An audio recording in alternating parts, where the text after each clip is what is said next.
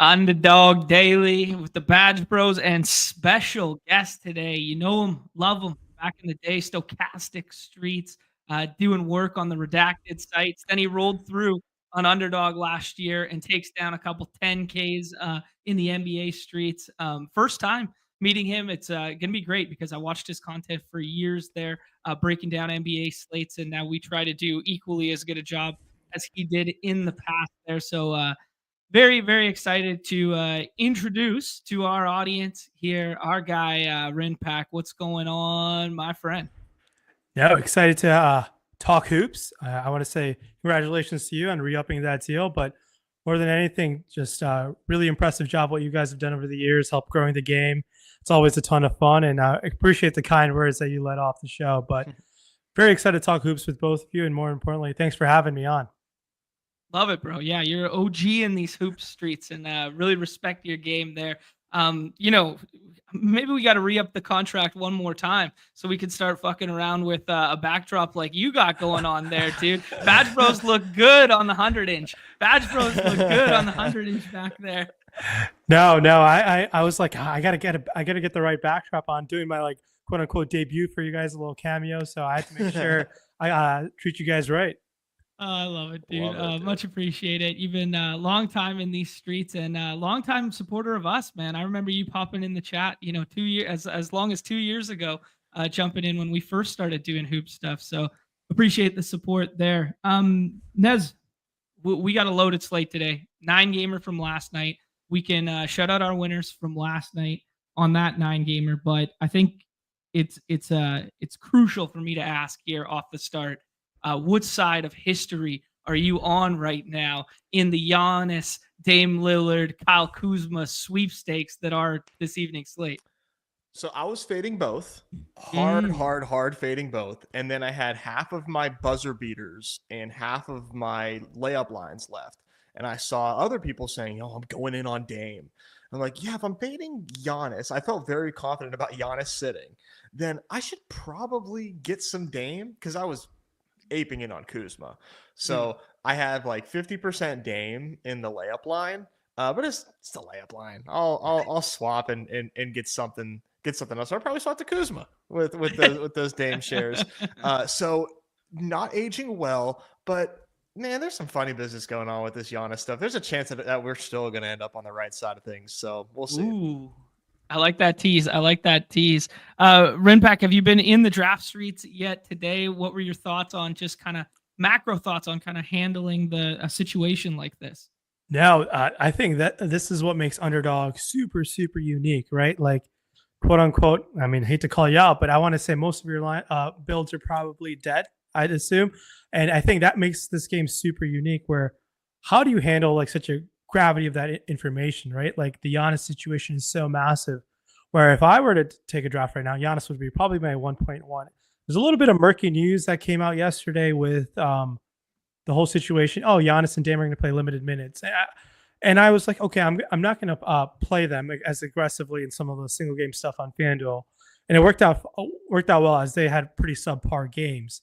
Mm-hmm. But now it's super interesting. Now, like with like your builds, how do you approach it with like, are you going to be over aggressive on like adding to your portfolio of Giannis and Kuzma? Because they project great. Like just looking at what I put together right before, Kuzma looks phenomenal. Like I know he was awful with the Washington. I do think things will open up for him in this Doc Rivers quote unquote offense. Mm-hmm. But that being said, like I'm over aggressive. Kuzma's grading out to be like, I hate to say it, if he falls anytime.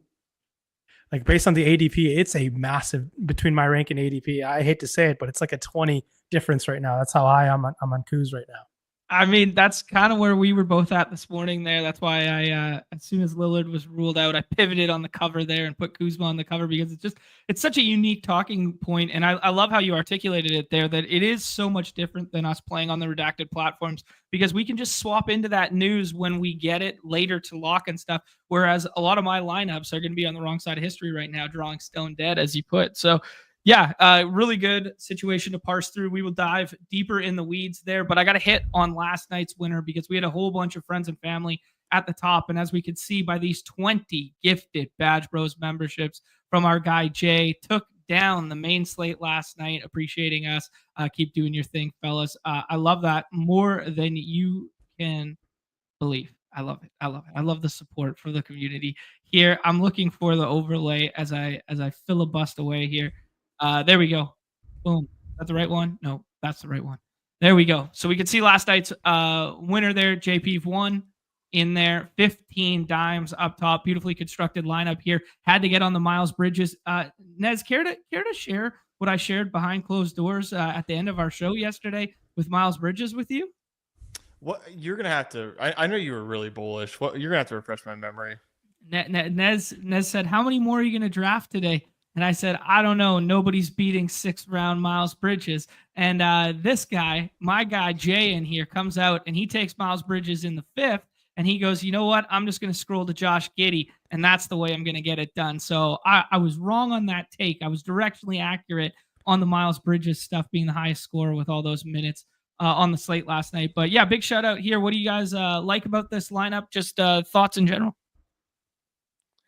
Shout out to Jay for coming through. I know I've seen him a few times in the chat just with that like very anonymous Jay username. So that's cool to see. Man, P Giddey getting home. I was not. I mean, I think it did say you can take him.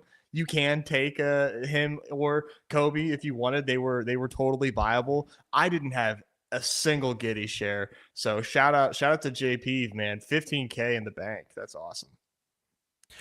Yeah, just to hop on there, I think just like getting the right tail outcomes all to fall in place. I mean, the Bridges and Giddey, like Giddey getting what's the double OT?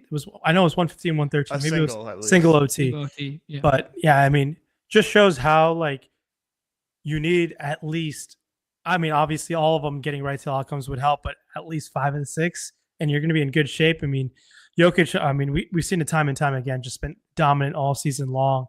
And how much is Fox going to soak up no Wemby usage? And I think we saw him rack up a bunch of peripherals. A lot of that damage, I think, was done in the last 2.5 minutes of that game as I was tracking a bunch of different contests. And Fox is very popular across the board.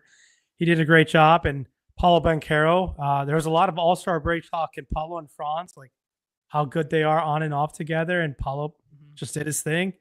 I think it's a really great lineup. I think Miles Bridges playing if I was playing, I don't think I'd get to a lot of Charlotte. Playing at Denver on a back end of a back-to-back is the death sentence. But when guys are out, minutes and usage equal money. And that's what Miles Bridges just showed up and did last night.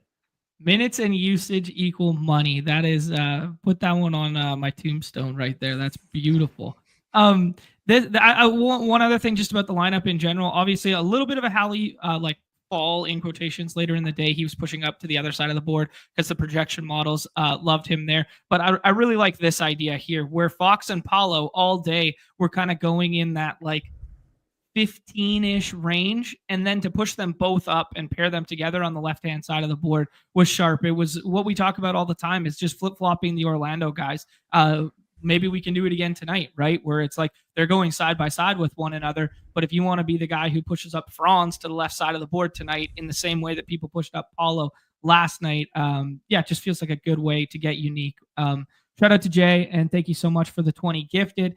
Ransack dropping by with 10 beans for us as well. Second last night in the buzzer beater. Love that. I was not in the buzzer beater streets myself. Maybe that's why you came second. But no, I would love to show that one, but I was not in there. Sorry, my friend. But shout out to some of our other friends and family at the top here. We had Chad in there. Or Chad G in there, not Chad Lee. And then we had Crutches was up there, Magic Carp's up there, fully loaded. Mike Sakarian's here every day. Spartan, who's got a dog bull seat. Leo Flo, love it. Mad respect to everyone there. Guys, before we jump into this slate specifically and things about that, it's kind of unique to us to have a guest when we're doing hoops and stuff like that. So I would just love to pick your brain for a half second here, RynPak, about just kind of some of the dynamics, some of the strategies that are different for you coming from, like the single entry, redacted streets and going into this like MME draft style game. No, I think just the day and age of NBA DFS, the gravity of late swap is so important in salary cap structure, right? And it's a peer-to-peer game. And as I was saying, it's both games. I think the most, like if you were to do a Venn diagram, it's when you're trying to beat the rest of the field, all you have to do is be less wrong than the rest of the field. It's not necessarily trying to chase the optimal build, chase the 5 highest scoring players. I mean, this day and age, projections, ownership, tools are very sound where everyone's at a solid floor. I think we all agree everyone's at a solid floor. Understand, just like a little bit of nuance of ball and also understanding the data and insights of it. I think that's the common line. I think the concept is just being like beating the rest of the field and being less wrong against the field over a long period of time. You will be both profitable in both salary cap and in this underdog draft style game, where I do think it's very fascinating the leverage you can get by making quote unquote stands like you did earlier today, by like getting Dame and chasing Dame or getting Kuzma in this Giannis out situation. I do think that portfolio edge, I think, pays off for you. If you're to play this game 100 times and the outcomes of Giannis sitting and Dame playing probably happen, I want to say 25, 30 times on a back end of a back-to-back against Washington, where Giannis just missed 10 days with a calf injury, which was the same calf injury that took him out of the playoffs last year. So it's important to understand context of these injuries for these superstar players at times. And I think that situation, by taking those stances, I think over the long period of time will pay off for you. Now, me personally, it depends on what's happening on the slate, how many games there are, what's the opportunity cost. I would probably just honestly, I feel like at any time, the more information I have, the more sound of a process I'll have in like salary cap DFS. But I feel like in underdog draft style, you get such a massive opportunity of buying these players, but getting these shares of players again versus the market at such a relatively cheap price at times. So like, I don't know how much of the field was going to guess, oh, Dame is going to sit and Giannis is going to play. I think 1 out of 10 players, actually, that's being generous. 1 out of 20 players maybe would have thought that. And how you be able to react to that over the periods of the contest opening, which is last night or this morning, up until the 15 minutes before or 30 minutes before the contest lock or the game start, that's a massive like time difference, the time and the ability to make those stands. And that's a huge, huge aspect of the game that I think over a long period of time, what John did, I think really works out over the long period of time.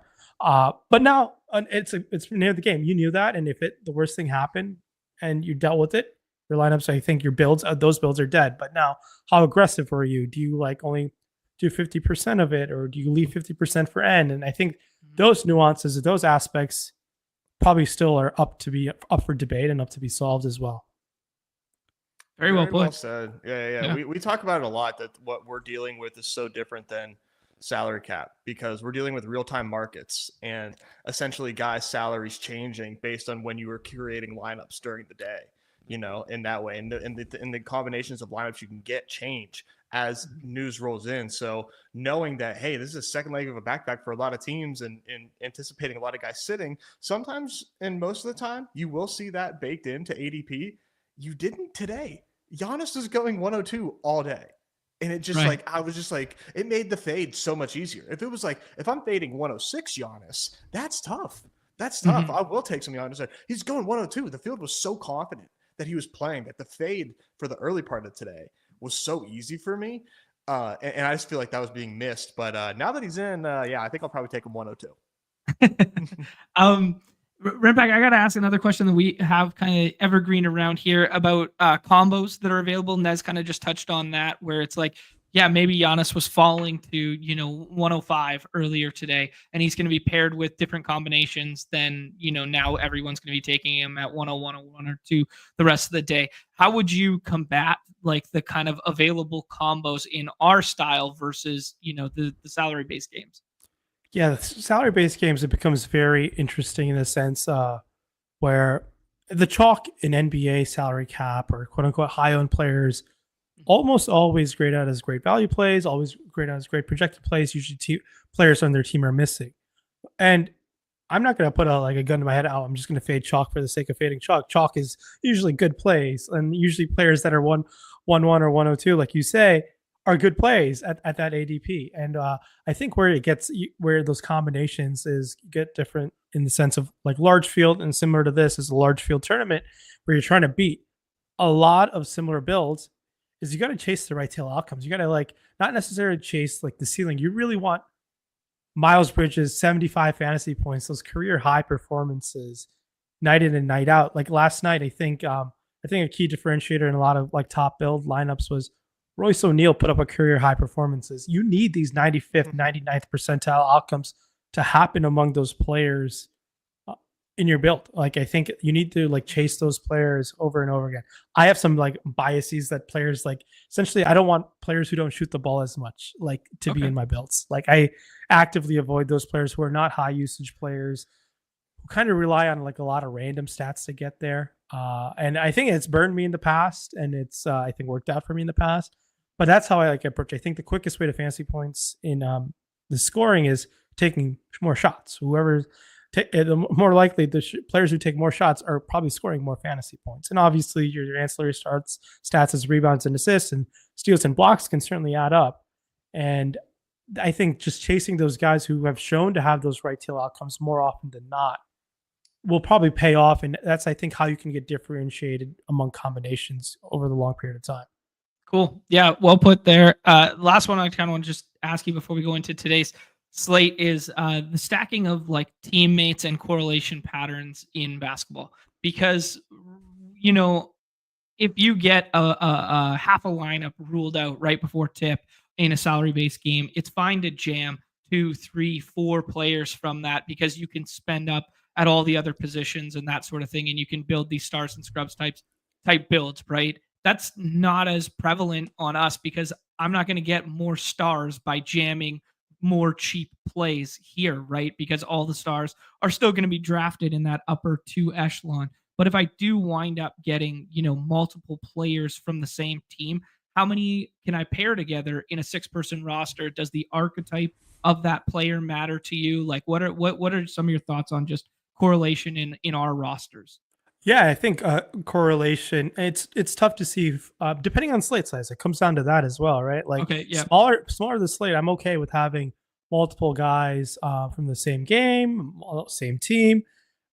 Just I think the gravity and like the percent chance of like overtime is greater in terms of a game stack. And I don't actively game stack, but I don't think you need to go out of your way to actively avoid that at times. And I think it comes down to the price of aspect of things and like the field size. So like for today, if I don't know, I think a lot of if people had Giannis Kuzma builds at their cheaper discount, I think they're fine with that. I think I wouldn't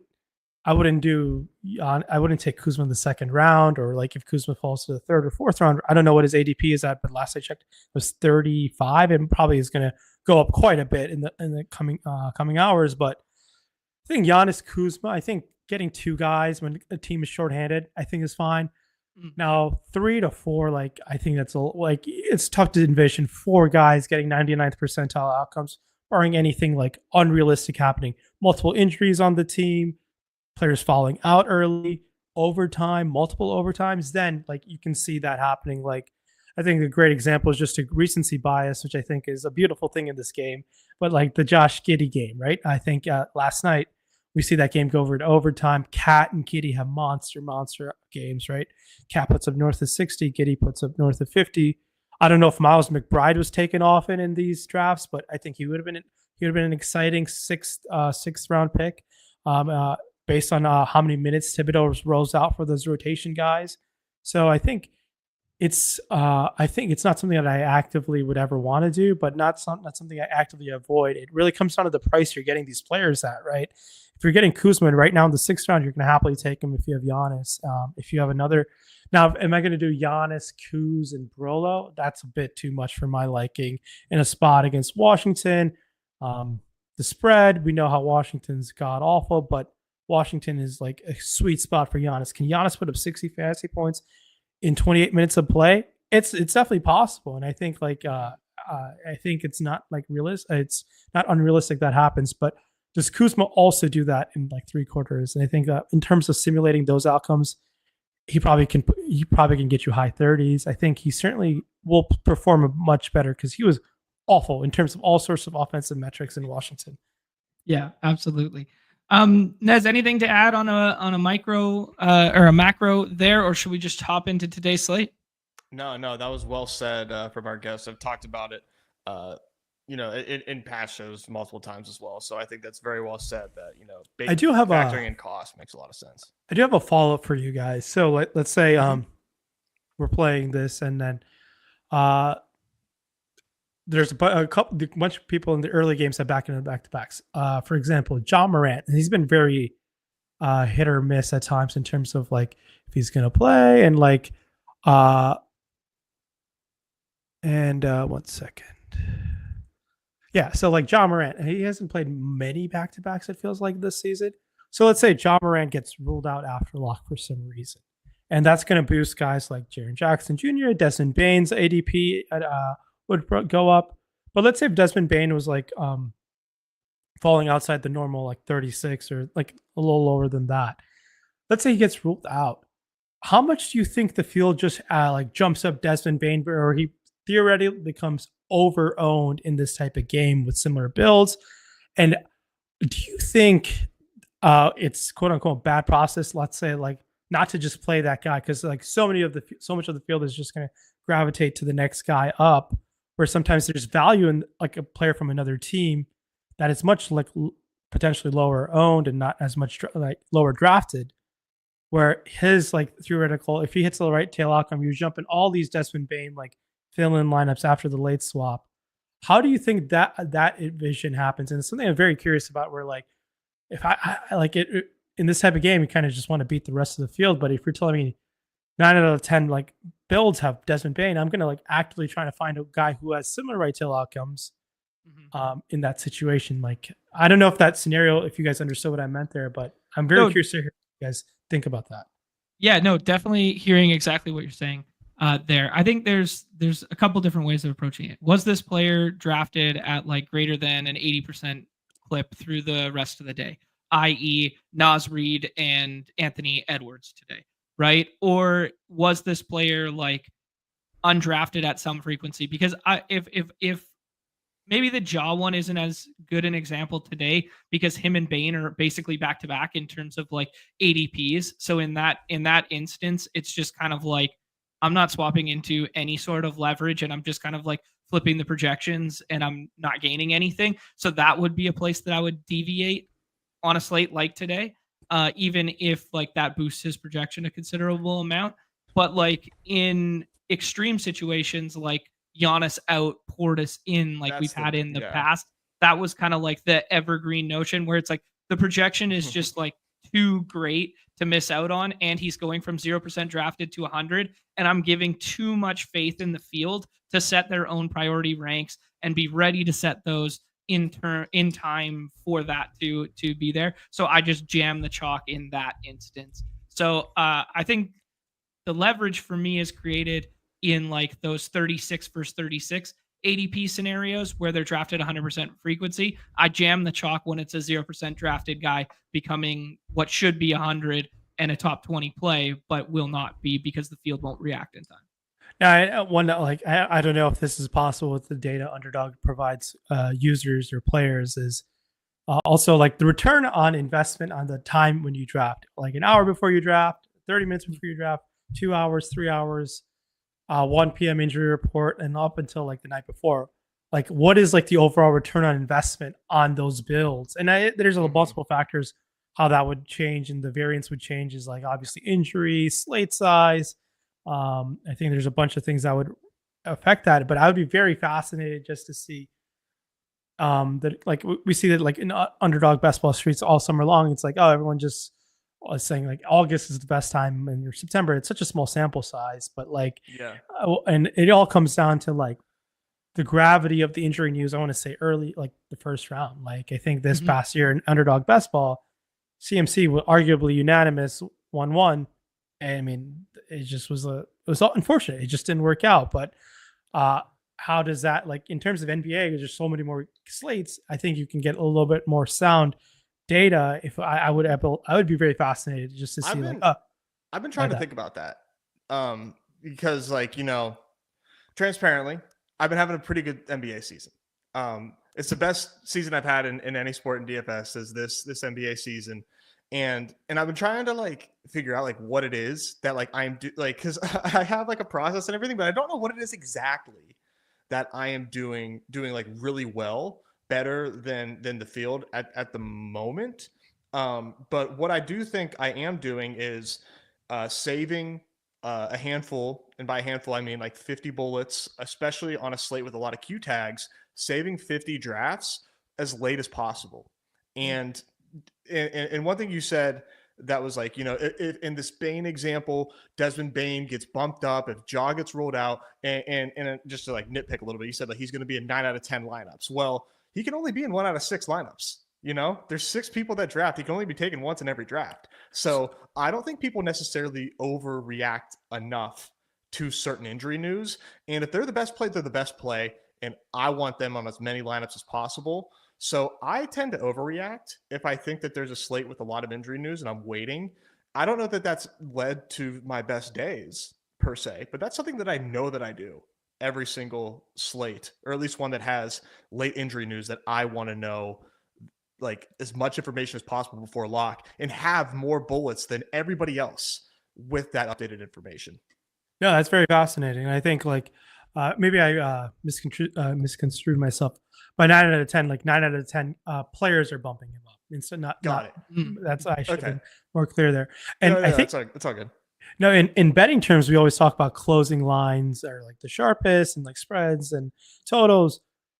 Do you guys have you guys noticed like that's the case in NBA with so much questionable players in and out, and like the changing of lineups of players being ruled in, ruled out, and like as we nail into like tank for Cooper flag season, that's going to be a huge deal. And I've always thrived in these settings in salary cap formats, is like just knowing like the G League guys who perform exceptionally well, the guys who have tremendous high upside, like the ball dominant usage, high usage players who get more minutes. And part of me, like honestly, like I had more success when the NBA didn't have the play-in game because more teams were tanking than more teams were competing. So I knew like more of like the top 2, 3, top 4 guys on the G League rosters who like start to play. So I think that took away a little bit of my quote unquote edge I thought I had. But like, do you guys think like with like so much changing things, closing like ADP is still like valuable to beat that? But like it really comes down to like the people you're drafting against, because that's probably matters a lot. And also when you're getting these players at that certain price. I think using the calendar was a really good example of that, because silly season, as we like to call it, like this kind of tank for flag era that we're going into here, I do think closing line value becomes less and less relevant because you get so much better projecting players later, closer to lock.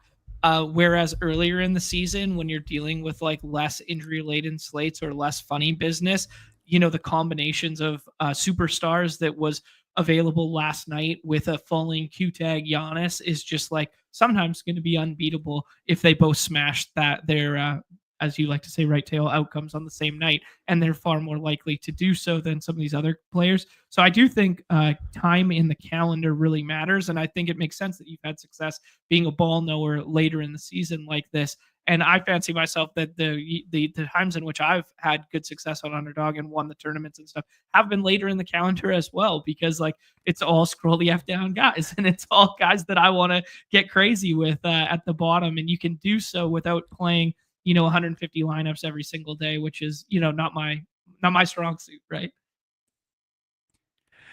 Yeah, and I think the fascinating thing about Underdog is I think the portfolio distribution and like the ability just to like really like, I think knowing ball probably has more value in Underdog style daily drafts than it might in salary cap, where you're waiting in ownership, a field projected lineups, your projected what the field's doing, ownership and like points and whatnot is a lot different than like, I think if have a subtle nuanced ball takes, I think they're worth a little bit more and can pay off a little bit more in Underdog daily drafts than it can in salary cap formats. Love it. This is Underdog Daily. Heard it here first from RynPak. It is the ball knowers site. True ball knowers ball out on Underdog Fantasy. Good macro conversation, guys. Some great stuff coming through in the chat here about, fading some of those landmines while chasing CLV is like, yeah, man, you're just going to have straight up dead lineups now, like I'm going to with Dame in the second round, Dame in the third round, like while I'm chasing, hey, he could be pushed up to the 104 today. Oh no, I'm going to pay the price on 25 lineups with they're just flat ass dead unless we get that Miles Bridges crazy ass swap or something like that tonight. I think this is a really good point from Nick that slate size matters in a big way too. Like the Joker slates, like early picks getting ruled out means like the combos there are more rare and that sort of thing. So I do think that's just good of note in general. Yeah. All right, guys. What do you think we dive into today's slate? It's time. It's time.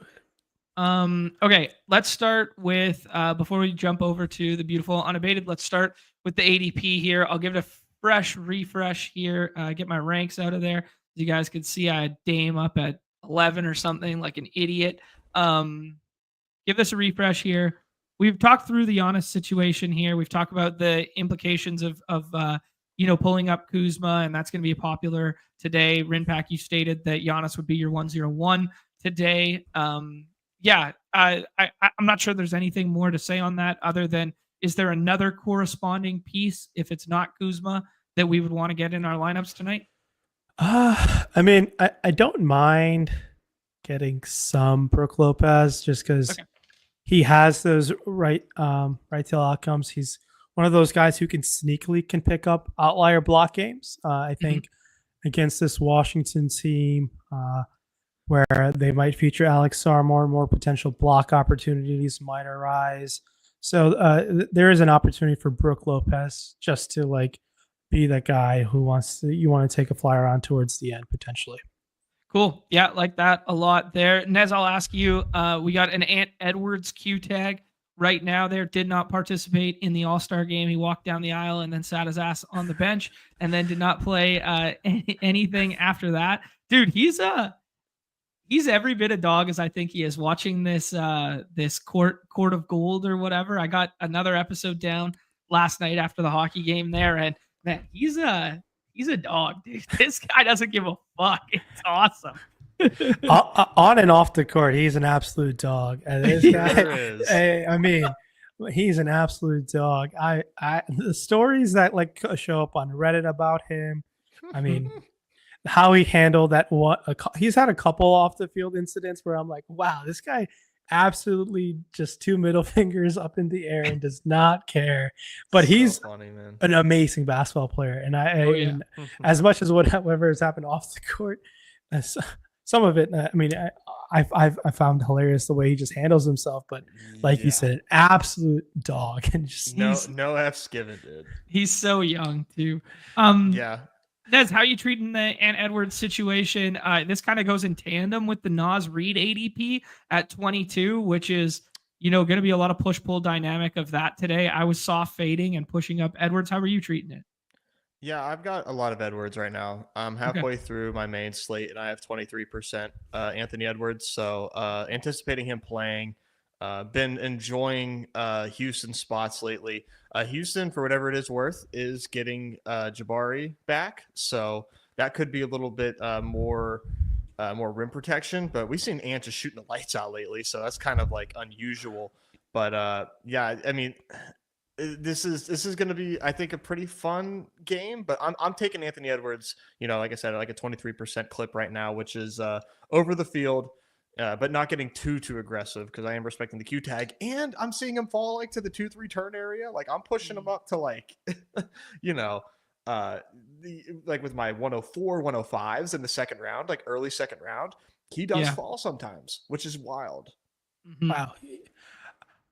I think at some point, I think in these type of games, if a player of that type of upside just keeps falling, I think it's worth the risk reward of just taking him so late and just knowing that, Edwards just might not play. But I think it was a good process of getting a player with that type of upside when it's truly 50-50, or you don't know, or maybe you have some sort of intel or inside source or something, some nuance you've read from a beat reporter where it seems like he's going to play. I think it's just worth just taking a guy with that type of risk. Yeah, absolutely. How are you guys playing the Nas Reed in tandem there? Because if Nas Reed is in, he's probably going to project in this range, maybe a little bit higher than where we're at right now. And if Ant is in, Nas Reed probably doesn't belong where he's getting drafted right now. Yeah, it's kind of tough to say for me. Okay. Nas has just been so awesome without Randall, like straight up. But no, I do think I do think he's a little overdrafted. Don't get me wrong. I don't have a lot of him right now, but the ceiling is there. It's annoying, right? I the Nas Reed drafters, like no offense to those that are out there drafting him right now. You're slappies, but slappies are good, man. It's good to just like feel in your gut that this guy's going to have a good game, even though a lot of things point to him not being worth the ADP, but they're slappies, but we've seen the slappies get home quite a bit. So a funny thing about Nas Reed, a bunch of these young hoopers in the AU circuit, I don't know if they were trolling, but there was a big era where they claim like Nas Reed's like the best hooper. I think it was more of a troll job. They would just say Nas Reed is their favorite hooper, which I find fascinating. And Nas Reed seems like an amazing offensive player. I think he works out really well for the way Edwards will play. But yeah, like I think the way you nailed it, I don't think Nas Reed's a guy who would actively try to target the way things are given. But I think with that ADP just pretty high the way I think it's a little too high for my liking. Yeah, I'm in lockstep there. Another way it could break right, as Yeti's alluding to in the chat here, is we are dealing with Rudy Gobert Q tag as well. Mike Conley has a Q tag as well. We'll get to that in the game by game. I think there was a good question in the chat for you guys. Fox versus Edwards straight up tonight. Who you guys taking first? Well, I mean, Ant. But okay. The Q tag I think does make it okay. Like if you have the hunch that Ant isn't playing, I think Fox is a great play today. Okay. I would think I would take Ant. Yeah, if we had all the information in the world, it's Ant. But I think I still would take Ant over Fox. Cool. We saw a little bit of a Paulo ceiling last night compared to the Franz, that Atlanta spot. Now they get another tempo spot tonight. These were two players that I was pushing up, and if you have a lean between Paulo and Franz, and or is it okay to pair them together tonight, just given the matchup? I've been pairing them. I think that it's okay to pair. I'm like team Franz over Paulo, but I don't want to have 0 Paulo and 30% Franz, so I'm trying to middle it. But this is you can't really ask for a much better spot for Orlando here. So this is a really exciting spot. So I will probably end up with more Franz, but yeah, maybe if you have a take on this. Yeah, I mean, I love Franz Wagner. Franz Wagner went to Michigan. Oh no. Yeah. So I mean, I think Franz Wagner is an amazing basketball player. Just a fantasy perspective, I do prefer. They're very, very close for me. I'm talking if I were to look at a projection, they're 0.1 difference right now. My only differentiation was if you were to tell me Triple J is going to spend all his time on give me Franz. Not that individual defensive matchups matter that much, but with all the switching that takes place, pick and roll stuff that takes place. But I just think it's when you get such a talented defensive player on the other side of things, it can limit your upside. It certainly can, but the tempo and everything usually offsets that. But I do think Triple J might spend a lot of time on Paulo in this type of situation. So I kind of might think Franz might have the chance of getting more right to outcomes than Paulo, but it's very close. So it's a coin flip for me. But I am a little skeptical of seeing Triple J on the other side. But for all intents and purposes, pace up spot checks the box there. Minutes usage checks the box there. It's just my only, if I were to slightly raise a red flag, it's just worrying about Triple J on the other side. But it's a very, very minimal red flag. Cool. Yeah, well said, gentlemen there. The last one I'll ask you guys is the PJ Washington Q tag. The projections on PJ Washington, I'm not going to agree with today. I already know this. It looks like a smash spot. They're missing all the fives in the world there. I can't imagine he just comes back and plays 33, 35, right? That's kind of where I'm at on it. He's missed 5 games. he came back after the personal reasons, rolled his ankle, then missed 3 or whatever after that. He practiced yesterday, which is bullish for him playing this evening. His ADP's fallen a little bit since last night. It was 28 and now it's like 30. He's just not a guy I'm going to be chasing today, but do you guys feel differently? I think he's probably going to project better than his ADP. I am worried about him missing with that ankle. Yeah. I think if he plays though, he's got. I mean, you got to get your dog meter out and tell yourself that there's a hell of a lot of dog in PJ, and this Dallas team is like desperate, right? They just like sold out their franchise player. I don't know if you heard this.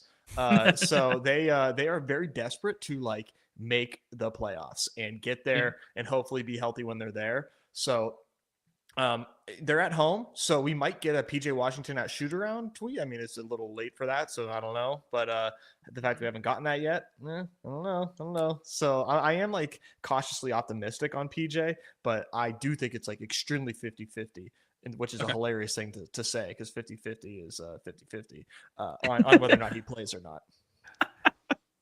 PJ Washington is, I think, someone who I think at that ADP I definitely would avoid. And on the kind of like the opposite view of things, he's going to have to worry about Zion Williamson just barreling down on him. And sometimes, not that it's never easy to gauge these out or predict or prognosticate these things. When you're dealing with like A1 offensive talent, how much of their effort is dedicated to defense versus offense in terms of that? And I think we'll never like quantify. We call that the Keegan Murray thesis. Whenever Keegan Murray plays against scrubs, he goes off because he doesn't have to play defense. Yeah, man. Same with Trey Murphy too, dude. Trey Murphy's the same way. Trey Murphy is absolute dog. I think he has all NBA talent. I kind of was really happy that they shipped Brandon Ingram out, and I think Trey Murphy and Zion going forward could be like a pairing that could work out if that team just can string together and stay healthy. But in terms of PJ Washington, I think I would stay away in terms of at that ADP. Cool. Guys, I've done 40 in the main thus far, most of them being this morning. I'm looking back at my exposures right now, and we have 60% Dame Lillard with the out tag at the top there. So things are looking up for your boy today. You're going to love those Kuzma swaps, buddy. No, I can't because I already got 35% Kuzma too. So I can't even swap the Kuzma. Yikes. But Franz is my next highest there, and then Zion behind it. I was playing the Zion narrative in a big way today. Like, I just really like the spot for him. I'm a little scared about the minutes, but those were some of the targets for me early drafting in the morning.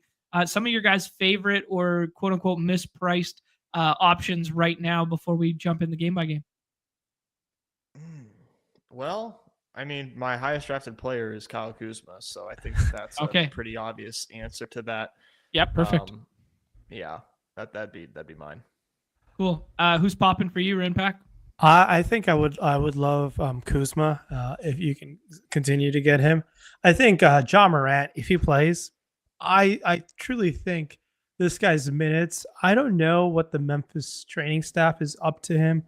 I think they've been extremely cautious with him. I think Ja Morant, type of guy, if you were to play this slate 100 times, he has the outcome of being like a top 2 scorer 2 to 3% of time. So Ja Morant, I think, worth taking some chances on, especially at that ADP.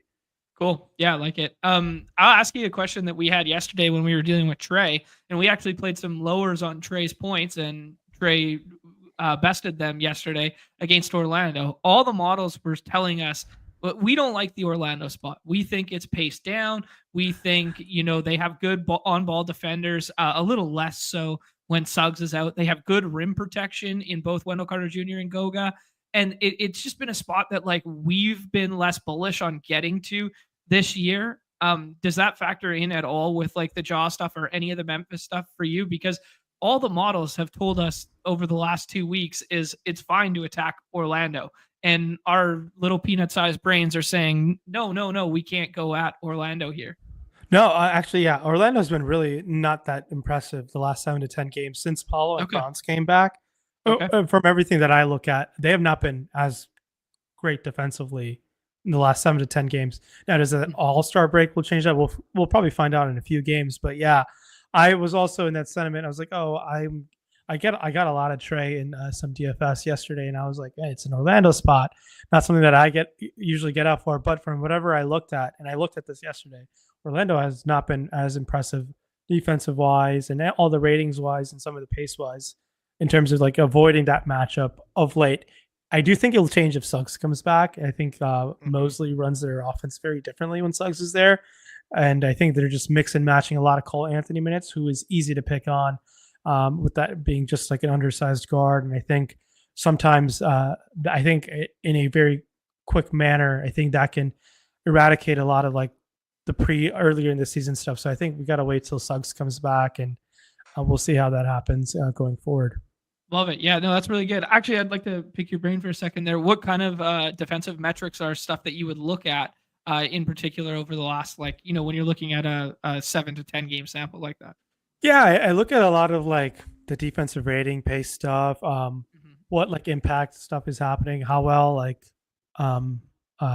in terms of ball movement, that has a correlation effect on the other end as well. How well the teams are moving the ball. A lot of it comes down to like obviously pace, and my main things are like the team that they're playing against, how well the offensive rating is, defensive rating, and sometimes I look at rebounding numbers as well. Okay. I think that's something that I take into account. But yeah, like the last 7 to 10 games, I think Orlando is definitely up there compared to the rest of the season wise. And I think just keeping an eye on Orlando, the Magic team apparently like never does midseason trades. They've never done them since they traded Vucevic. So like I think maybe Suggs really does have that big of an impact for them defensively. But Tadze was grading out really well defensively as well. They've now gone to Wendell Carter as of last night. So there's some changes happening there. Mosley's definitely probably mixing and matching things until Suggs comes back. Yeah, sounds good. All right, cool. Let's go over to Unabated. Speaking of Unabated in the chat right now, Justin dropping by to tell us PJL, aka PJ Washington here, 25, 14, and 8 the last time he played against the Pels 3 weeks ago.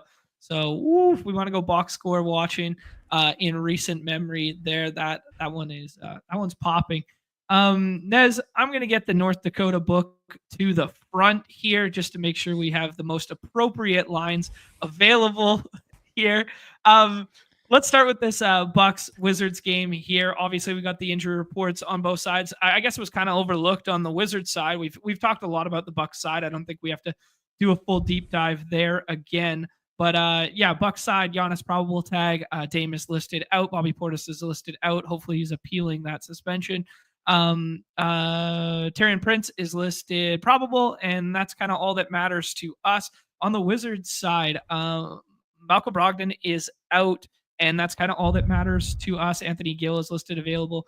They're anticipating the revenge narrative here for Chris Middleton to draw into this ball game at some point in time. Don't think he's worth looking at in our player pool, but just macro thoughts on this ball game and anyone outside of the obvious here, the Ryan Reynolds of the world, the Jordan Pooles at the back end of drafts, anyone you guys like? Yeah, I mean, now I'm going to start taking some Giannis, was full fading beforehand. I do still worry about like what his minutes are going to be like tonight. But you know, I don't want to have zero now that I know that he's in. I don't think that's crazy. And I'm going to continue to take Kuzma, excited / nervous to see where he's going to end up going now. But I was 6th round just all day up until this point. So that was pretty cool. Wizards for me though, just Jordan Poole for me. Sounds good. How about you, RynPak? Yeah, in terms of the Milwaukee side of things, I think Giannis, Kuz, and we talked about Brook Lopez. I think he's like a late round flyer type of guy. In terms of the Washington side of things, I think Middleton being there will definitely take away from Poole's usage. And I believe Marcus Smart's also going to be there as well. And he's not a type he's the type of guy who can get some usage on this type of team. And not these are guys that I don't want to target. I think they just take away from Jordan Poole. And now if you're getting Jordan Poole in the last round as a 6th round pick or like a late round flyer, fine. But I think I'm like, for the first time in a long time, I think Jordan Poole's ADP might be too high. So I think that's how I look at it, with both Smart and Middleton coming in there, guys who can take usage and minutes and shots, and they also have Carrington and Kaishan George. So I'm very curious on what the rotations look like. I expect Middleton to still play limited minutes, but never in all my time following the NBA, I never thought Middleton and Kuzma would be traded for each other. I always thought Middleton was a much superior basketball player than Kyle Kuzma. Yeah, it's a wild one. Yeah, actually, one of your former colleagues said the same thing. Josh Engelman said something on his pod of the same magnitude, where he was like, never thought we would ever see that one. Yeah, I'm counting like, I don't know, 13 available bodies today for the Wizards. 13, 14 available bodies here. I mean, they got so much depth that this could be so boring with like everyone playing like mix and match shit. This rotation could be gross. Okay, cool. Getting some love in the chat here for KPJ night. Any chance KPJ starts tonight? And we know what he can do from a rates perspective. If he starts over my affectionately named Ryan Reynolds, aka Ryan Rollins. Kevin Porter is, I think everyone gets, I think he's an exciting name just because of all the upside he had when he was playing with Houston. Like he was in salary cap. At one point he was like a 7 to 8K player, and which is like, he tends to be a guy who can get you 30 to 40 fantasy points pretty consistently in that range. Yeah, I mean, I'm going to have to wait till he starts. If he doesn't start, I'd stay away. Then yet again, I do expect Kevin Porter Jr., if there is a blowout run, to get quite a bit of that and potentially do some damage there. But it's going to feature Giannis and Kuzma before I think it goes to KPJ, even if he were to start. I think if you were to take him at the end, I think that's fine. Okay. Cool. All right, let's move on to the next ball game here. But before I do so, shout out to good people at Unabated. Hopefully, some of you guys got on at the tail end of last show when we were building all the pick'ems. I told everyone that I'd post a bonus pick'em in the Discord, courtesy of when the Unabated projections went live at 1:30 my time, 4:30 p.m. Eastern. There, we got ourselves a nice 18xer for the community. Also saw one of our good friends there in the Kiwi Cat made a 120 xer last night. Alongside the Unabated tool. He was one of the people that told me he had signed up recently and he is loving it. So big shout out to him on that one. All right, Memphis and Magic, pace up spot for the Magic. Here's a 226 total. Memphis as road favorites, 3.5. Their second night of a back-to-back for both of these teams. I was shocked that we didn't get at least a Q tag for at least one of the Grizzlies guys outside of Vince Williams Jr. But Ja, JJJ, and Bane going almost every single draft. Sometimes Bane sneaks through. And then on the Magic side, it's the two big guys in Paulo and Franz going every single draft. Anyone else you guys are interested in and relative to those ADPs? No, pretty condensed here. At least for the Magic, it's definitely just Franz and Paulo for me. And like I said, I like Franz more than Paulo, but I'm trying to bake an ADP as smartly as possible here. Not a lot of JJJ for me right now, and not a lot of Ja for me at the moment. But I'll definitely make some changes there. I was sort of like anticipating some injury stuff, but clearly nothing here today. So definitely gonna get some more Ja into my life here, and JJJ TBD. Okay. RynPak, anything else to add on that one? Yeah, sorry. Yeah, I think I prefer like John Morant, like I mentioned earlier. I think he's someone that I'd actively try to get to.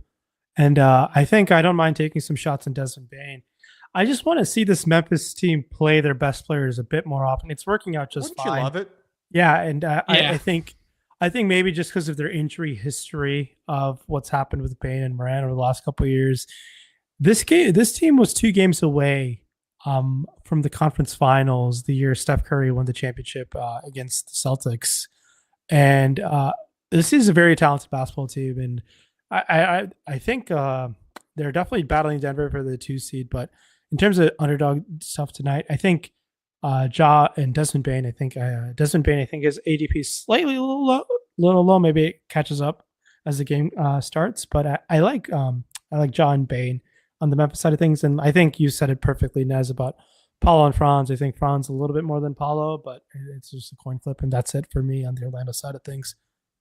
Cool, perfect there.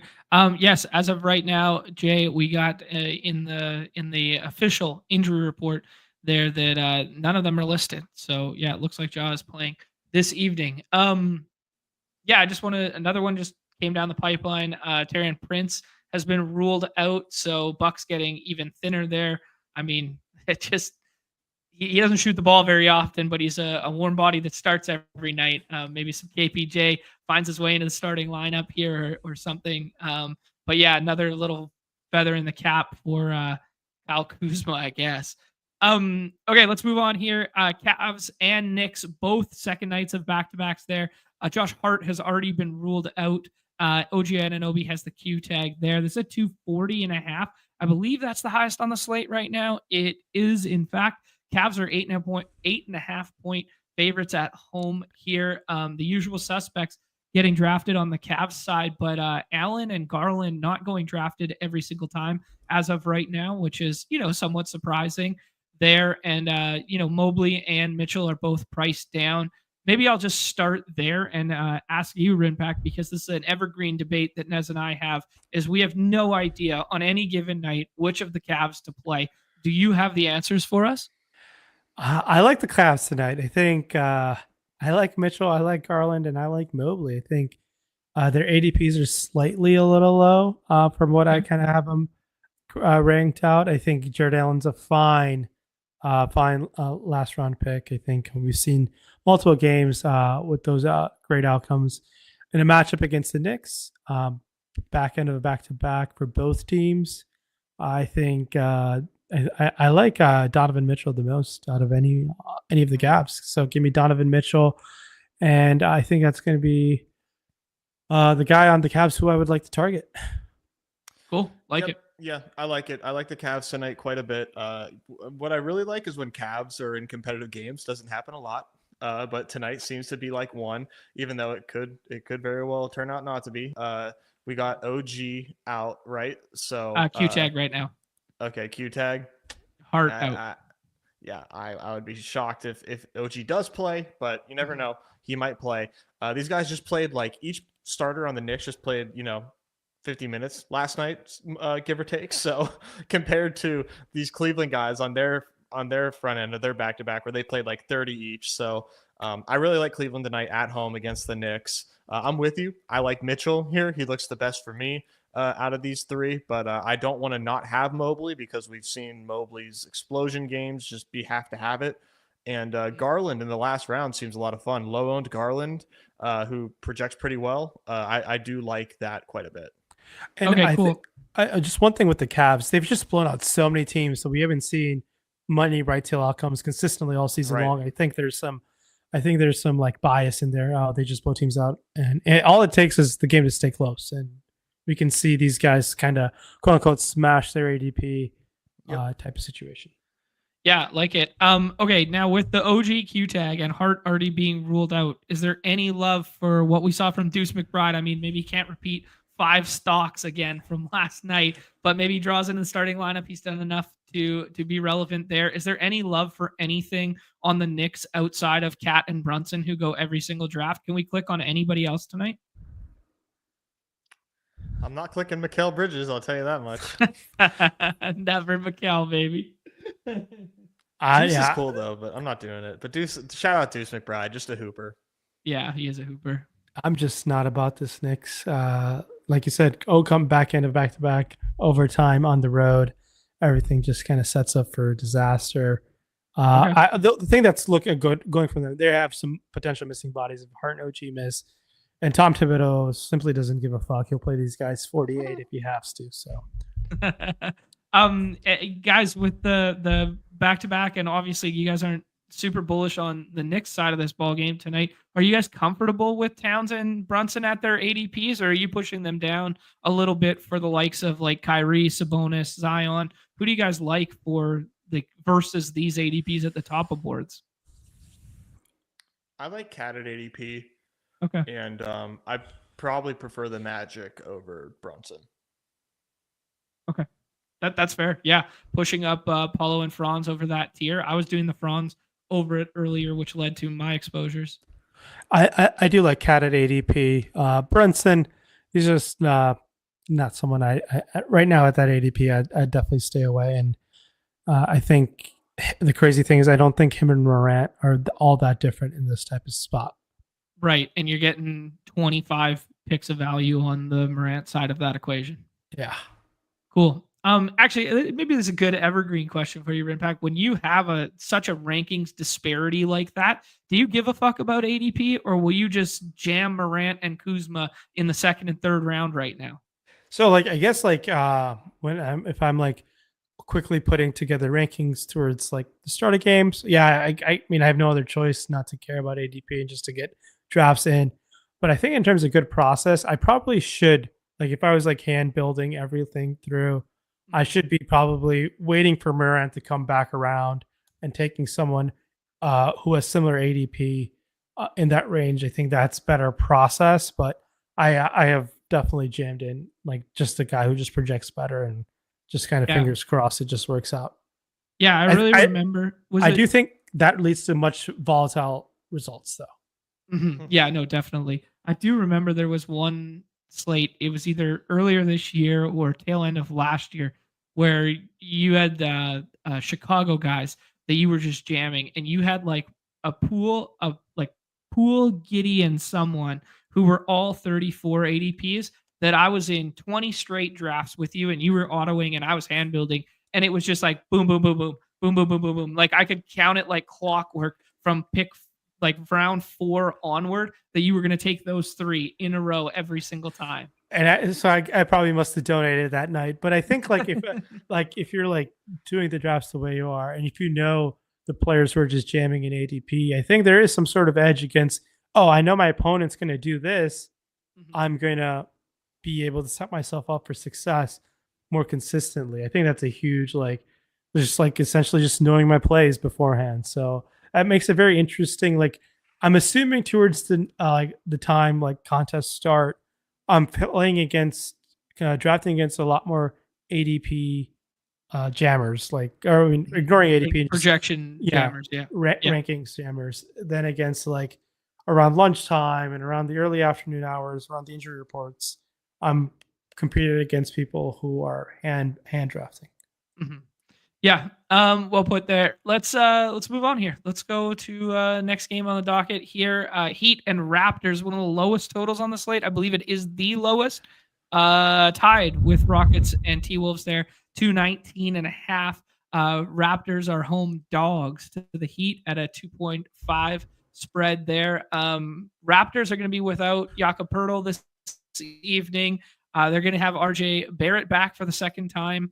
Yes, since the concussion, second time. Their IQ, just of note, not listed on the injury report. Just find that interesting that he's kind of ramping back up to full. I think this will be his 4th game, something like that, question mark there. On the Heat side, we got Tyler Hero with a probable tag. He's going in like the mid-20s. Bam has an ADP of like 15-ish. Jovic has a questionable tag with an illness. That illness still lingering around the Heat. How you guys treating this one, and how you guys feeling about some of the ADPs in this game? Yeah, I mean, we've been long fans of, for little results, teams against the Raptors.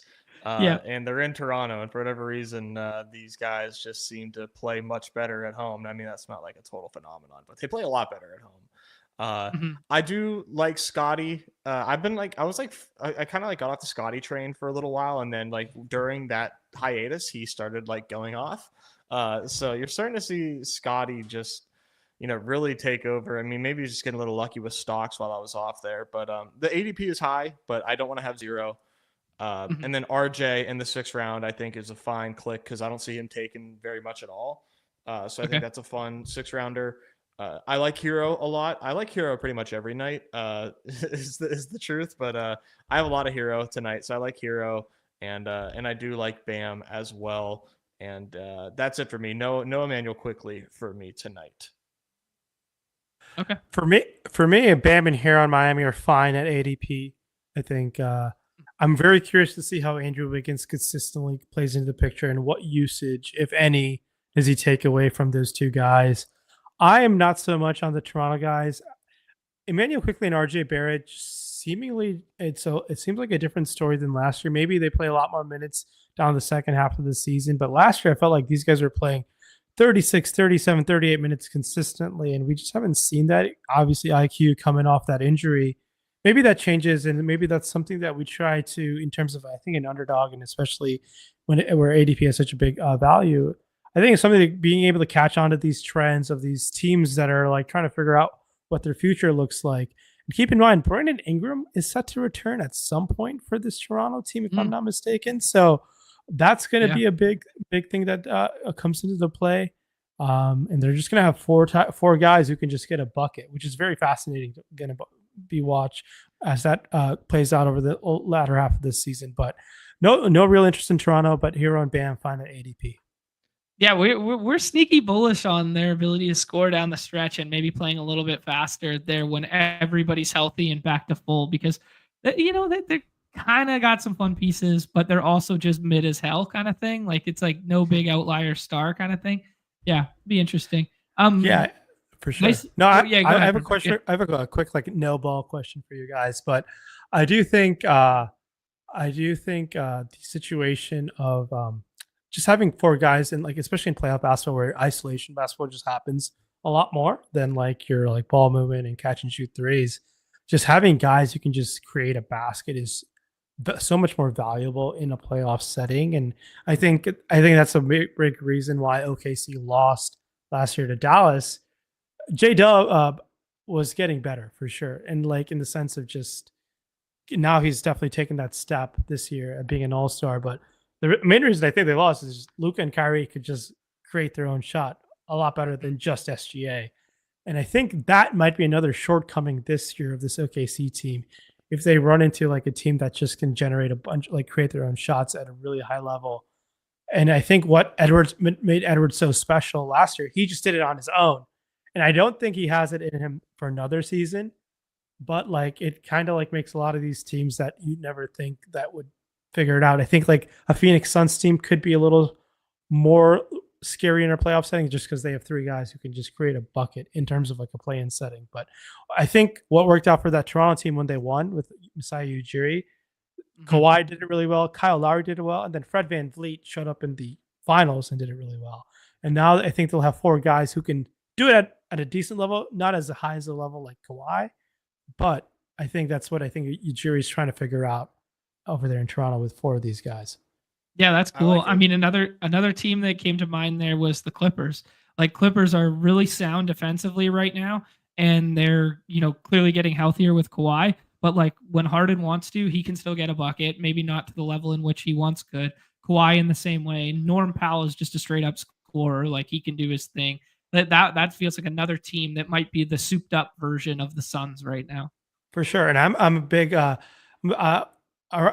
every year that Kawhi's been healthy, I've been like, yeah, the dark horse out of the West for me in the playoff time is the Clippers. Just because when Kawhi Leonard is fully healthy, he doesn't lose in the playoffs, and he just hasn't been fully healthy in a long fucking time. And I hope this is the year he's fully healthy. Yeah, absolutely. Nice to see worlds colliding here. That we got a member in Min Cash Merchant here, and he's going rip the Slate Starter Pod. If you know, deep callback there. Love that. So much that the crossover between these universes is a lot of fun for us. Okay, let's move on to the next one here. The Wemby-less Spurs, still pretty high total. We saw the same thing last night, Nez, where it was like a 236. It was 238 last night.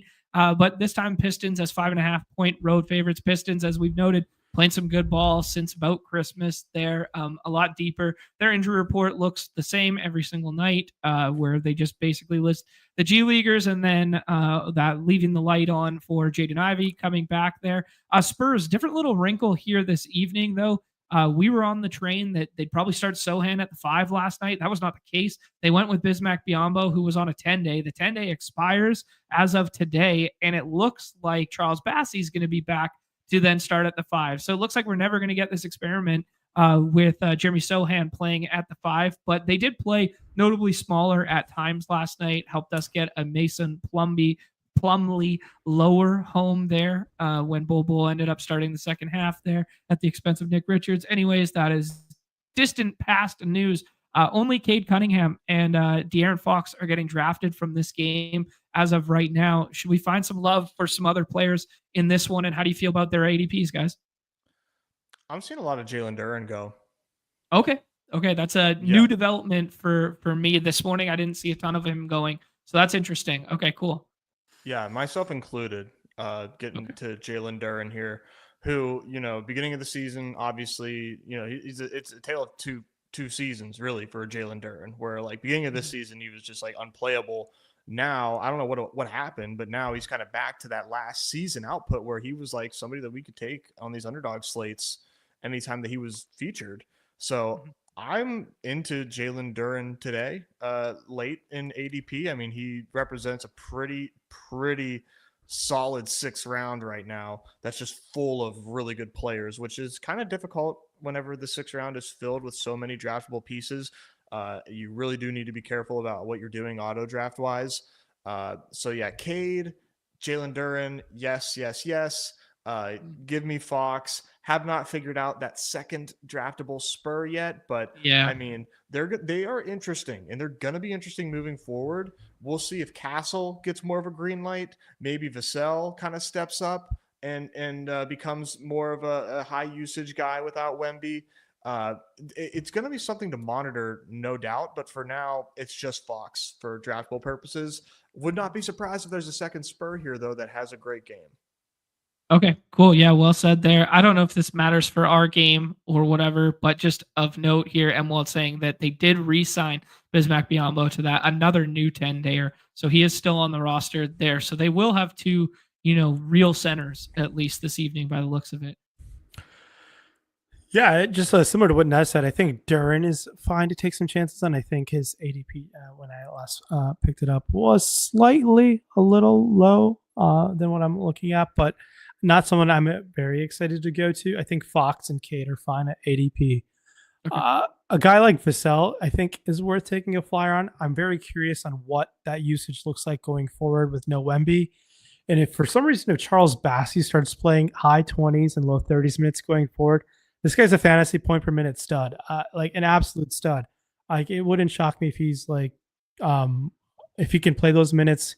Just like looking at just seeing his game in years past, just like what he's done, he put up monster numbers in the G League, as do most NBA players, but he put up really good numbers, and just the way his game irons out. If he were to play high 20s, low 30s minutes, not tonight because he's coming back from a lower body injury, but in the coming weeks, he's a guy who I think will be a really good flyer to take in the late rounds, depending on slate size as well. So I think he's a guy who puts up really good fantasy point per minute guy. So. Love that. Yeah, I mean, long time been Charles Bassey bull on those short slates there where it was like, why is Zach Collins getting all these minutes? Like, let's get some burn for this guy. Love that in a big way. It feels like Daron Sharp. It feels like Donovan Clingan. It feels like these guys who are, if you just find minutes for them, they're going to find fantasy points. Yeah, not necessarily to say like Charles Bassey is like a rotational NBA player, but when like Wemby's not there, or I think he could be a back end guy at some point in his career. So I think, but I don't think he plays those type of minutes to matter tonight. Yeah, that's a good point. This is kind of cool. Justin, our guy coming in here saying Western Kentucky there, that he was his tutor.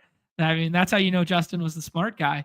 There you go. But he still got his number. Hit him up. Tell him, tell these guys we need some more burn for Charles Bassey. Get him to push those minutes up. Yeah. Yeah. All right, next one here, guys. This is a fun one to talk through because of the dynamic with PJ Washington, because of the dynamic with the high ADPs for both Zion and Kyrie this evening, and Trey Murphy going as well. A 237 total here. Dallas Mavericks at home, 5.5 point favorites over who I'm hesitant to call our pals anymore. There, Nez, but they could still be at 1 point here. Only out tags to worry about, obviously Herb Jones, and DeJounte Murray done. But Yzmisi's been listed available to play, so I don't know if that changes anything for anyone like Zion's rebounding outlook, something like that. Brandon Boston is out. Jose Alvarado's been playing some really good ball recently, but might be a little deep for our player pool. And then the Mavs side, the PJ Washington Q tag, all the centers are out. AD, Gafford, Lively, and then and Caleb Martin is still out there, and Dwight Powell is doubtful, which means they're one of these teams that are kind of like the Pacers, where and Memphis, where they do the staggered like, hey, here's a doubtful tag, maybe he's coming back in the future, but probably not tonight, kind of thing. They stagger their injury report. Anyways, guys, on this one, what are you thinking? Those are some hefty prices for Kyrie and Zion. What are you guys doing with some of the targets in this game? Well, you know me, man. Zion bull through and through. So Zion, mixing and matching him between Kyrie, going back and forth between him and Kyrie. But I don't want to get too crazy because I think Kyrie looks great here, man. The Mavericks are super thin, and the Pelicans have just been such an awesome spot for fantasy pretty much all season. So I think Kyrie, we had our moments where we would fade Kyrie in much different situations. This to me just seems like Kyrie is going to shoot all that he can handle, and that should be a pretty fun and exciting game. So very much into Kyrie here. I have Zion over Sabonis though, so getting as always, as I do, getting way over the field on Zion as far as those two go. I do have a lot of PJ Washington, way more than I expected to have. So as of right now, I am really hoping that he plays. And as far as the other Pelicans go today, not a lot of CJ, and I am drafting Trey Murphy, but I think I want to get Trey Murphy moved up just ever so slightly. I think that might make sense. Cool. Yeah, I respect it. I haven't drafted CJ or Jose Alvarado yet. I was capped to kind of like these first four, but I'd hear you out on some of those guys in the 6th round too. What do you like about this one, RynPak, or dislike? So I think Kyrie's fine at ADP, but I really dislike everyone else. No one. I'm too intrigued at their current price at that ADP. Nothing something like even Trey Murphy is someone who I like to get to a bit more often, but no, not grading out too great for me right now. And same thing like I mentioned about PJ Washington earlier. I think he's fine at ADP, nothing too exciting. So just be Kyrie and PJ Washington. And Zion is someone who I'm usually overly aggressive on, but even him, he's not grading out too great for me right now. So it's essentially just Kyrie and maybe some PJ Washington. Okay, cool. What goes into that for you? Like, I mean, you don't have to spill all your secret sauce, but like, what is something that would that you could kind of like anecdotally tell us why Zion's not grading out so well for you this evening? Is it a minutes thing? Is it a matchup? I think it's more of a matchup thing against Dallas. It's something I probably need to look into. I'm actually kind of surprised that he's not grading out as well as I thought he would. He's probably just not grading out as like in a plus matchup spot for me, which I do kind of heavily weight. I think he's more of a negative spot than I anticipated, and it seems like that's the case. I think against Dallas today. New Orleans is just like on what I'm looking at in the 3rd worst spot for me specific in this type of spot against Dallas among teams compared to the 18 teams on the teams. They rank 16th tonight. So interesting. Okay, cool. Not in on the Pels this evening for our guy RynPak. Very interesting to hear. Cool. All right, Rockets and T-Wolves up next here. We kind of talked through the Ant Edwards scenario already, so we don't necessarily have to have that push-pull dynamic with the Edwards and Reed conversation again, but there are still Q tags on Rudy Gobert and Mike Conley, which you could factor into some backup rotation stuff, or maybe we get to like Jaden McDaniels in the last round, something like that. And then the Rockets side, man, we see Sengun at 12. We see Amen Thompson up again. They're going to get Jabari Smith Jr. back this evening, still without Fred VanVleet. So just maybe impacts a little bit of that rotation going forward. I don't know if he jumps right back in to starting again, but so much that we loved about, Nez has said it before, you can't put the toothpaste back in the tube with Amen, but does this change his usage potentially? What are you guys' thoughts on this one this evening? Yeah, this is lower total here, But as far as like fantasy usable pieces, though, it still has intriguing pieces.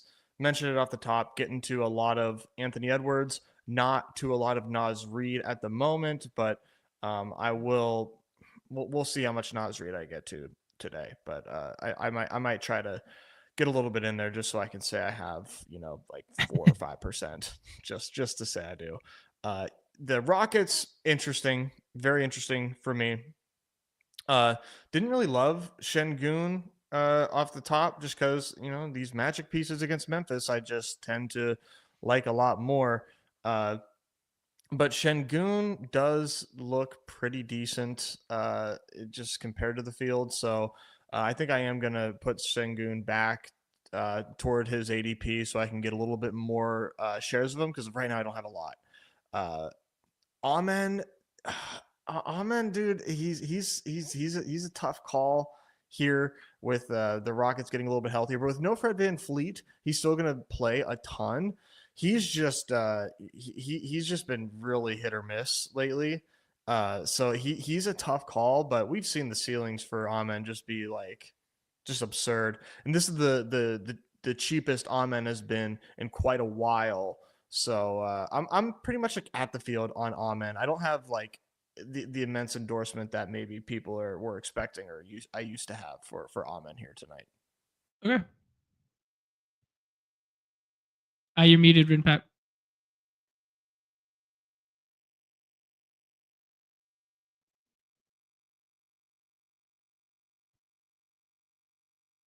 No, I lost you. It doesn't say he's muted. Oh no. Yeah, it was weird. It just cut out for a second. I'll check my Thompson exposure here. Is it better? There we go. Yep, He's back. Good now. Sorry about that.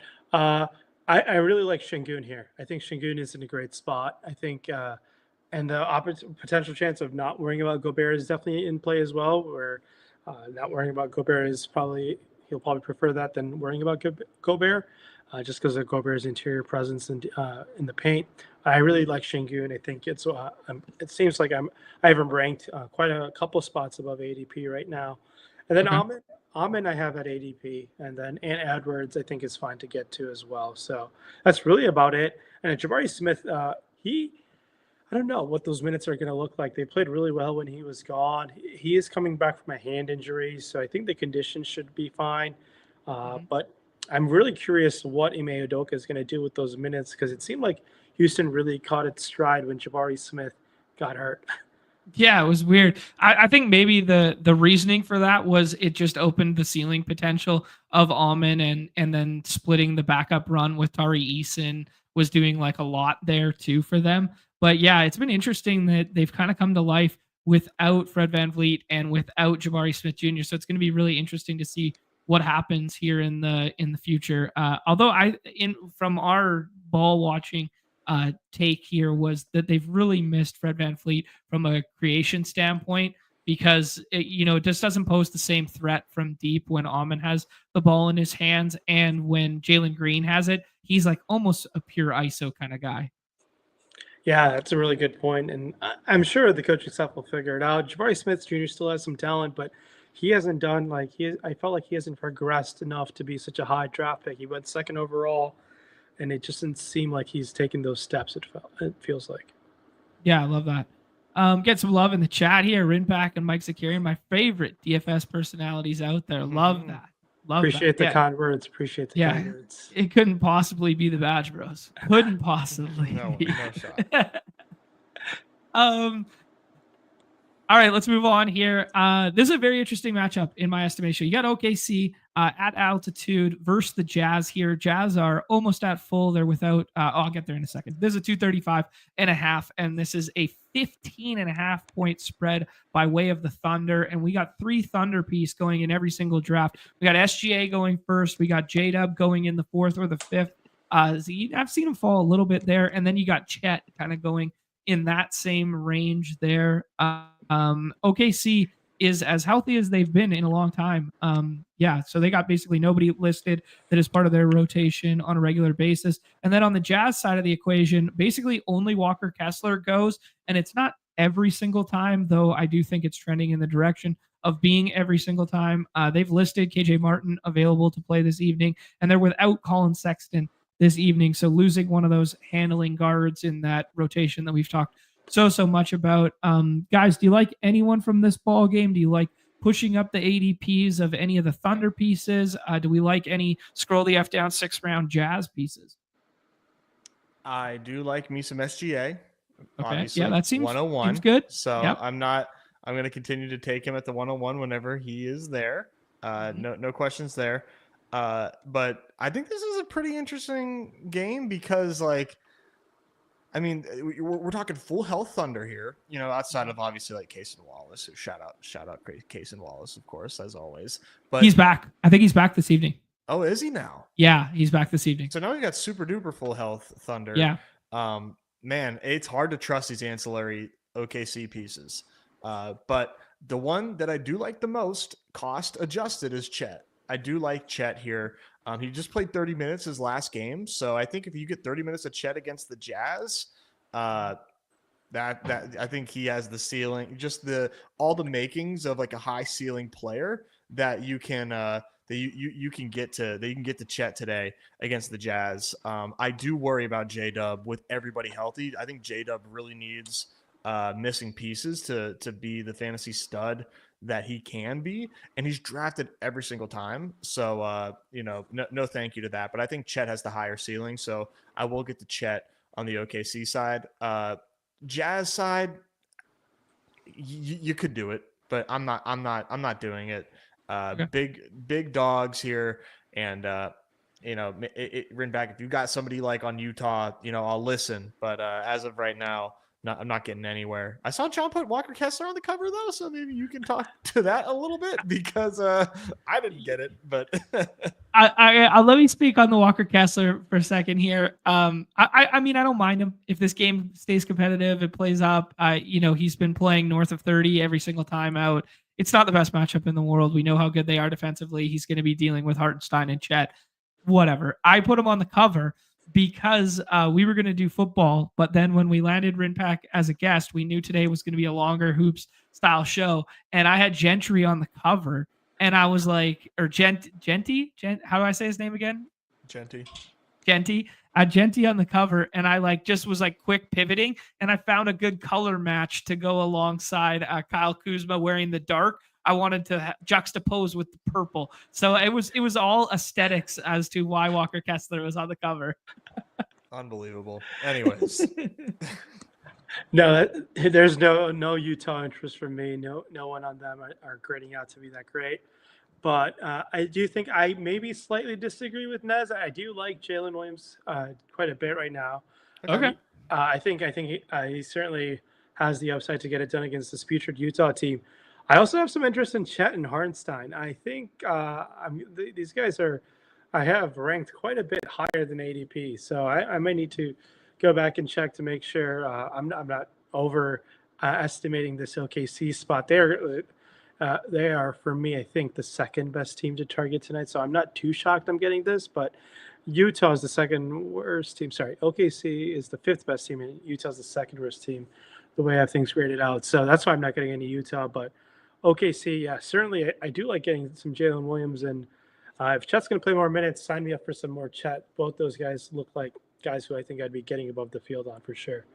Cool. I'll ask you guys both this evergreen question that kind of dovetails off what we were talking about this morning, or the beginning of the show. Sorry, is just kind of like how many is too many. Like we look at this, we see a high total, we see them as 15-point favorites. You guys are both saying, Nez is saying he likes Chet. RynPak's saying he likes multiple pieces here. How many are too many from OKC? Can we pair SGA and J-Dub? Can we pair, J-Dub and Chet in the last two rounds? What do you guys think? Ooh, man. I mean, like RynPak said off the top, like the cost doesn't make it terrible, but if I'm hand building, I am almost certainly avoiding SGA and a teammate. But that could be a leak. Okay. I think SGA and Chet are fine, where Chet's right tail outcomes can be skewed by blocks, where the correlation isn't as negative. But then again, if Chet is taking up a bunch of shots, he's taking them away from SGA. But I think I'd be rather okay with SGA and Chet on this slate size, but not something that I'm overly excited about than SGA and J Dub. Okay. Yeah, I like that. Well articulated by both you guys. All right, let's move on to the next one here. Last game on the slate. This is Warriors and Kings. 236. Warriors as road favorites here. -2 there. Obviously, the acquisition of Jimmy Buckets and the bold takes and comments from Draymond Green that they are the team to beat in the West, and this is championship time for them. They're still without Jonathan Kuminga this evening. We saw Pods draw into that starting lineup, which was not shocking, but like just a little bit surprising that they went with that the last time they played instead of the Buddy Hield stuff. Buddy Hield has been a little bit bad, but doesn't really matter for our player pool. It's just kind of Steph and Jimmy Butler, and then maybe Pods in the last round. The Kings side of things, Sabonis goes every single draft, and then some combination of Levine and Monk will go most of the time, and then DeRozan, I've only seen get drafted once or twice there. So macro thoughts on this game environment. Is it one you guys are targeting? And, who are the players you want to get to or not get to from this one? Yeah, I'm very much into this game for sure. Okay. We've got the new look Warriors here. We've seen them a few times, but very much into what the Warriors are cooking right now. And you want to talk about a team playing for something? I think this team probably has some of the most incentive to win a basketball game moving forward in the league, just because they made that big Jimmy trade. They obviously gave him the big contract, and I think if they make it, and I do think they do make the playoffs, I think they're a really, really difficult matchup for a lot of teams. So that being said, I do like Steph. I'm mixing and matching at ADP, probably at the field. I would have to double check that. But I like Steph's ceiling here against Sacramento, and Jimmy as well, mixing and matching. Jimmy at ADP, I believe I'm probably at the field there as well. I like this game, but I will say for the Sacramento side of things, I don't have a ton of Kings right now because, where Sabonis goes, I'm doing the Zion thing, and then, it's whack-a-mole with Levine, Monk, and DeRozan. And I don't know who it is. I mean, the answer is probably going to be for the rest of the season, whoever's the cheapest and get the ownership discount or get the ownership leverage, I should say. So yeah, that's kind of like where I'm at here, but I do like this game. I think the total is makes sense, and I think it could even exceed it. Okay, cool. I wasn't a big fan of the trade. I don't think Jimmy Butler moves the needle as much as maybe public persona thinks he does. I think he's a winner. He's won in the playoffs. I just never thought he could be the best player on a finals team. And if this team goes on to win the finals, he wouldn't be. But I don't think he moves the needle enough to get the job done against this gauntlet of the West. He would have been exciting to go. I thought Memphis would have been a really good fit. I think where he wouldn't even have to be the third option at times. I think it would have worked out really well, but it didn't seem like he wanted to go there. But this game has really big implications. If the NBA play-in tournament started today, this would be the play-in 9-10 matchup. So this is a really big game for both these teams. And Sacramento also had a pretty big trade on the other end. So in terms of underdog stuff tonight, I really like Monk. I think he's grading out really well for me, and Sabonis.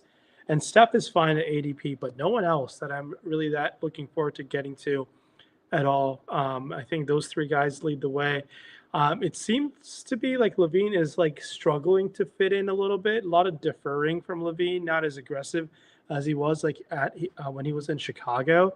Maybe that changes over the All-Star break. I think Zach LaVine, when he's aggressive, he's a really good offensive basketball player. It seemed like they were playing through DeRozan a lot in that last game against New Orleans, which I think is fine. But I think LaVine can do certainly a lot of damage on his own. But LaVine and DeRozan really are just not grading out that great. It's just Monk and Steph and Sabonis are the three guys that I'm looking forward to getting to in my lineups. Cool. Yeah, I respect it a lot, guys. I will ask you, we've kind of already had this bonus conversation. Steph, ranking him amongst that group on the left-hand side of the board there, where we said we like Sengun, we said we like Fox already, we said we like the Orlando pieces. Where does Steph fall in that group for you guys? because I think it's a really tough ranking.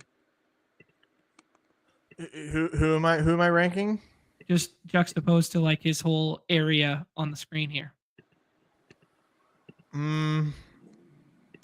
I think Şengün over Steph.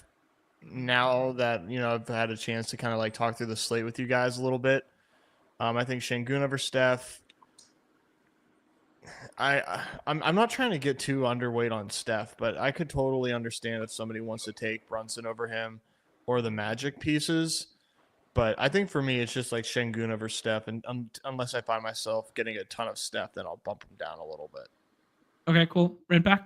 Yeah, for me, it's Şengün and even Fox and Boncaro and Franz all over Steph. And I think the Franz, Boncaro, Steph is a coin flip. Well, I think I have Fox and Şengün above Steph right now.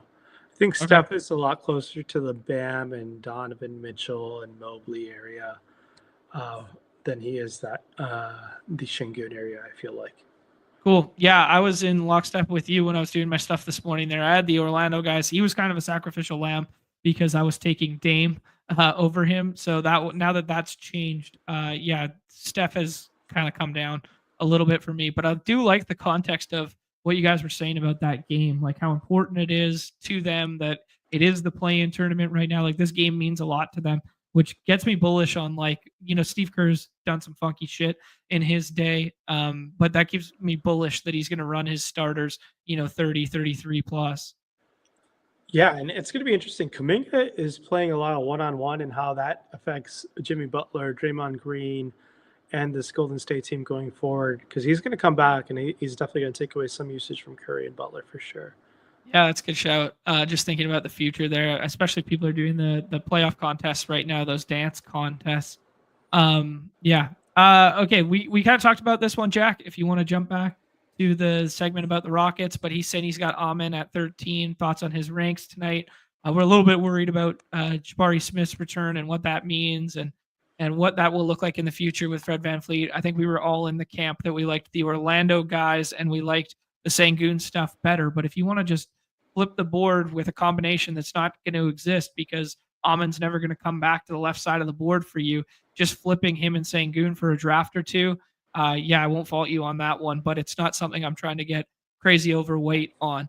Guys, that was loaded. We still got 300 and some odd of us hanging out. Guys, hit that like, hit that subscribe, that notification, that thumbs up, all that good stuff for us here as we hop in a draft. But any final words, gentlemen, on the slate as we walk through? No, not for me, man. I think we did a good job of covering that, and I'm very curious to see how much these lobbies have changed over the last hour and a half. Okay. Yeah, that was a ton of fun. It's been a minute for me, so definitely dusting off some rust and dusting off that. So no, it was a ton of fun just talking hoops, and it's a loaded slate with a lot of moving parts as usual, but it was a lot of fun to break it down. Cool. All right, let's do this. Let's hop in, and then we will build a pick 'em and call it a day there. Tuna's asking, is SGA your 101? And I think it depends who you ask. I think RynPak's going to say no, and I think Nez is going to say yes. Am I correct in that assessment, gentlemen? He is mine, yes. Giannis is mine, yes. But okay. We are different in that, I guess.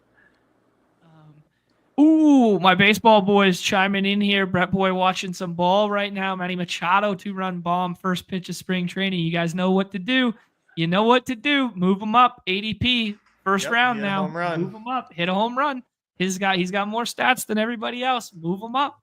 Him and Eddie Rosario now are at the 1-2 turn. That's right. I actually did go back and watch a little bit of that Yamamoto start yesterday.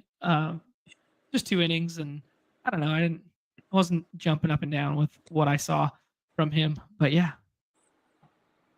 All right, Ben's got an interesting question in here.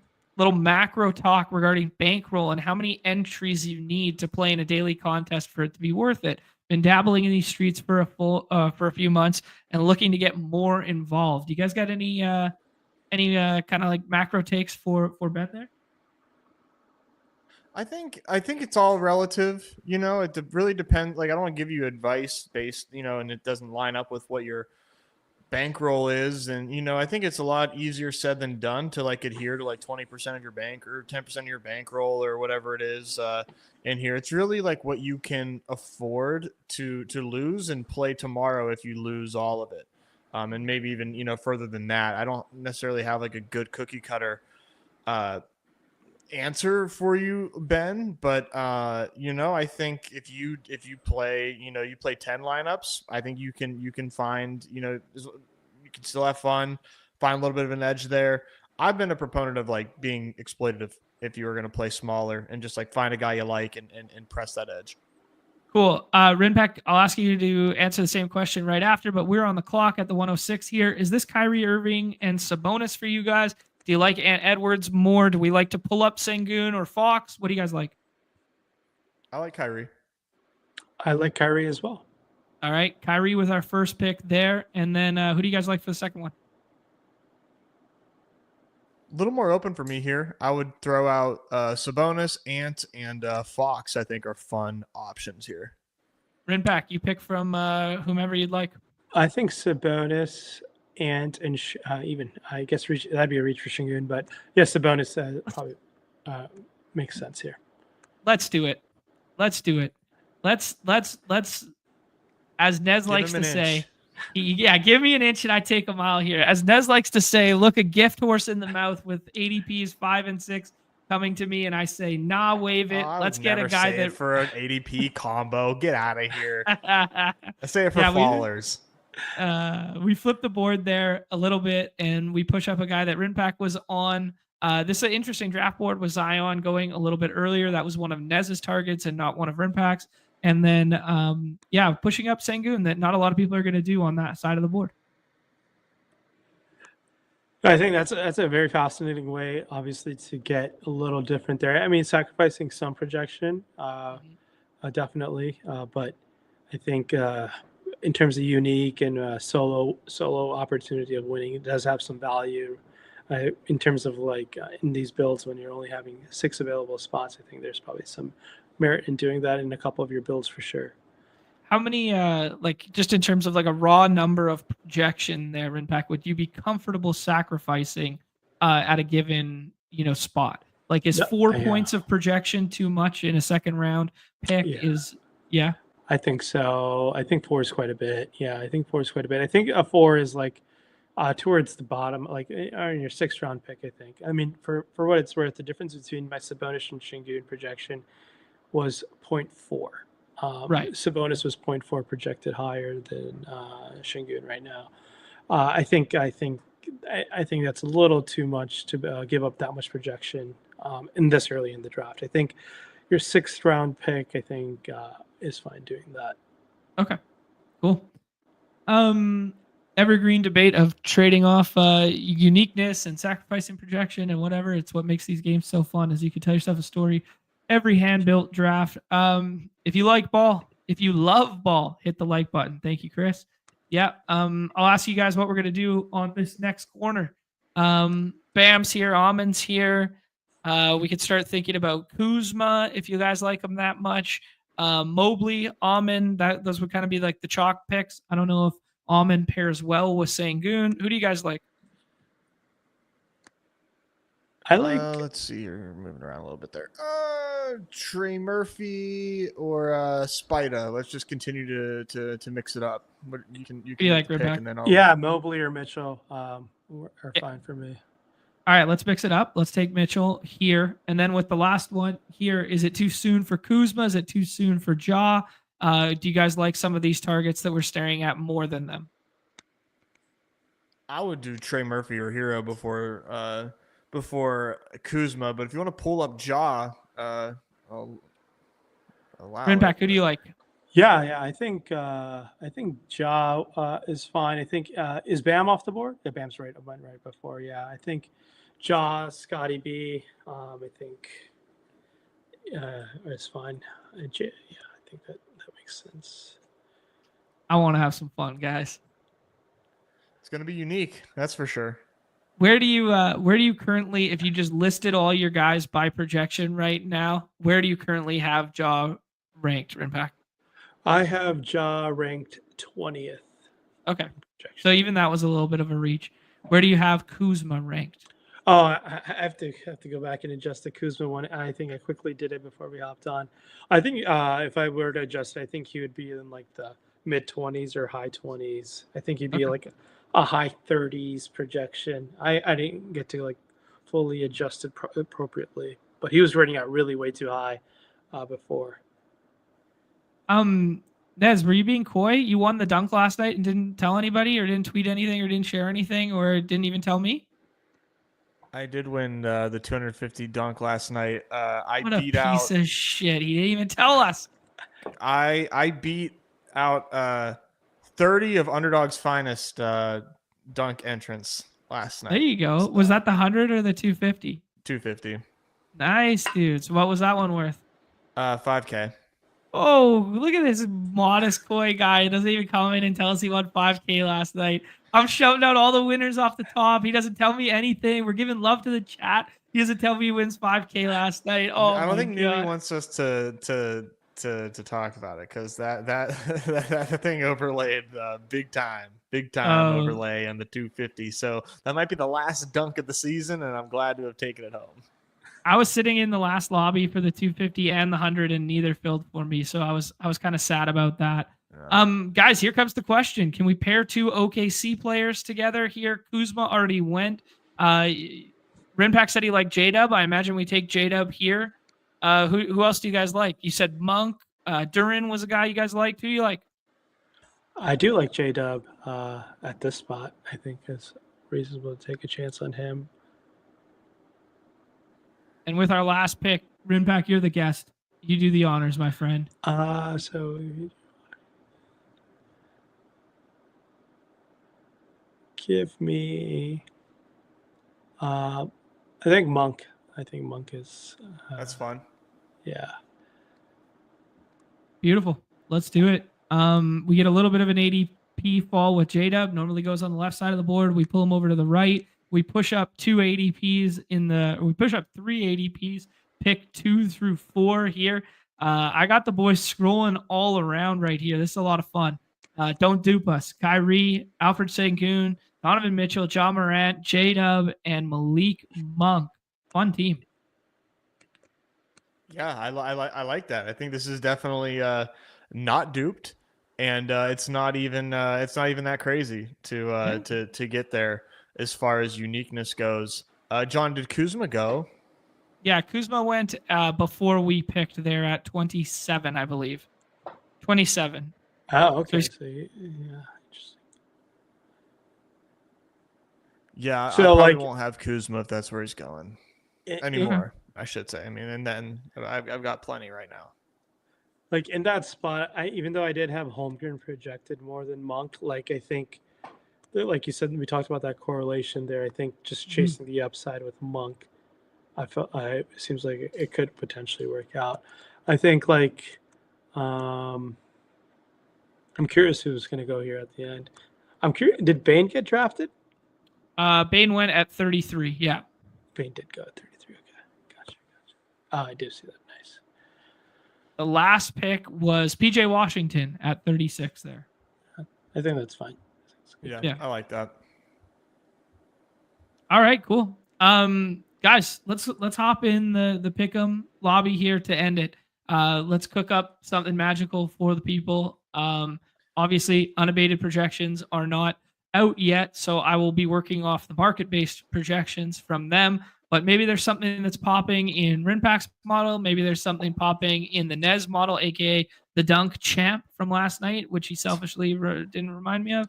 Yeah, let's see what you guys' thoughts are here. Is there anything you guys like, just in terms of, maybe not even in terms of pick'em lobby that you like, but just something that is popping for you that we can look up?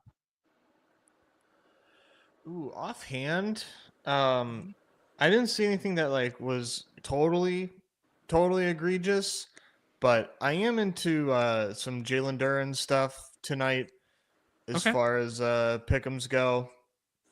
Curious to see what his like double is, depending on how much of a multiplier we're losing on it. Yeah, we're getting crushed on that one. Yeah. Always like Zion. Mm-hmm. Always like Zion, and maybe my guy Franz Wagner. Those are some options from me. Okay. So we got Zion and Franz and Duran as potential guys there. Unabated market-based stuff is showing a higher on the Tyler Hero points by a significant margin. They're showing some higher on the Brooke Lopez stuff as well. So two that I was kind of liking there. Other ones that you would want to add in here, RynPak? Just taking a quick look across the board. I think just in like these prop bases, if whenever I do bet props, they are unders, so they're never fun to root for unders. But I think a Middleton PRA under could be in play. Okay. And then it seems like does Khalil Ware have a blocks and steals? He probably will be listed as just one or the other. He has a 1.5 blocks, no steals number. Okay, there's no combo. Oh, no, right? block. Oh, there's a combo. 2.5 blocks and steals. Yeah, I think that under Okay. is one. Cool. So we got the Middleton, we got the Ware. Nez, do you want to add the Zion or the Franz or the Duran? Let's do Franz. Okay. Franz.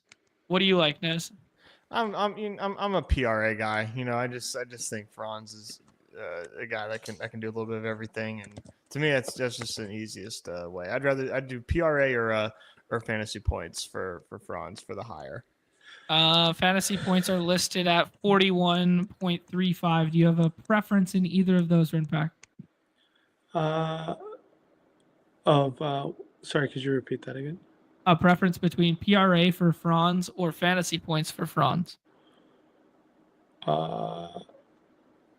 me the fantasy points. Okay, cool. Nice. There we go. Put that one in there for the chat. Fire that one up. You got two from RynPak, one from Nez with the RynPak stamp and seal. And then we'll do one last one with these two. And then I'll add two more courtesy of the market. I didn't hit the reuse. I'm such a fish. We had the Middleton lower on the PRA. We had the Khalil Ware lower on the combo of stocks. Lower, make sure I hit the lower there. And then we had the hero points, which was popping in the market-based stuff, which has now changed. Okay, so maybe that's not as good. Yes, if we push it down, there's a multiplier there. We're taking a big dock if we do that, but I want to stay true to myself. Keep that one. And then the Brooke Lopez points and rebounds we can add in here as well, just to, spice things up and get it a little higher. Points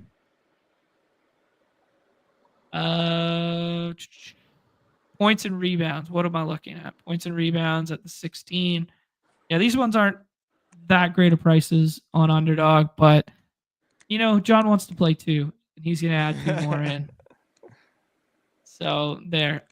Keep your eyes peeled to the streets, guys. I will drop another one in the Discord when the Unabated stuff drops at lock. I'm going to stop doing that, though, because they're doing too well, and I want you guys to subscribe to Unabated and use promo code BADGE at sign up to do so. They got a good price point right now for the remainder of the season, including the postseason there, and they got a DFS-only tool to utilize.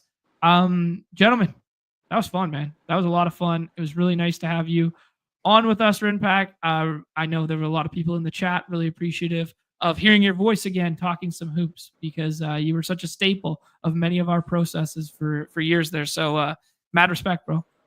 No, thank you so much for having me on. It was a ton of fun to talk about this, and you guys have done a great job being like kind of the face of the growth of this game. And hopefully we can plan this in the near future again, as I've got some more time on my plate. But this was a ton of fun. I really appreciate you guys having me, and I just want to say shout out to the guys who all tuned in, and more importantly, good luck tonight. I think everyone needs a little bit of that.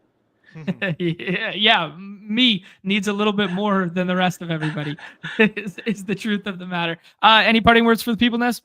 No, I will see you in the lobbies. And RynPak, thanks for joining us, man. This made for a lot of fun doing this walkthrough with a guest.